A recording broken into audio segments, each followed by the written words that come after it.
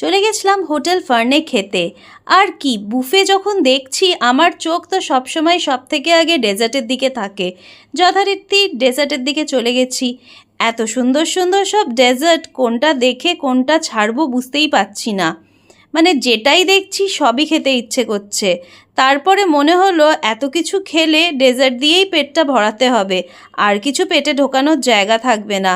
যেমন মুজ তেমনি কাস্টার্ড, তেমনি পেস্ট্রি, তেমনি মিষ্টি। কোনটা ছেড়ে কোনটা খাবো?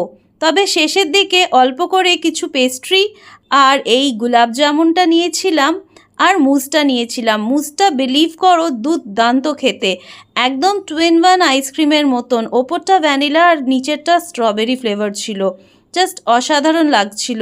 এরকম করে মুজ বাড়িতেও খুব ইজিলি বানিয়ে নেওয়া যায়। এগুলো দেখছো তো, এগুলো বাকলাওয়া, এটাও খুব দারুণ হয় খেতে, তবে এইগুলো আর খাওয়া হয়নি।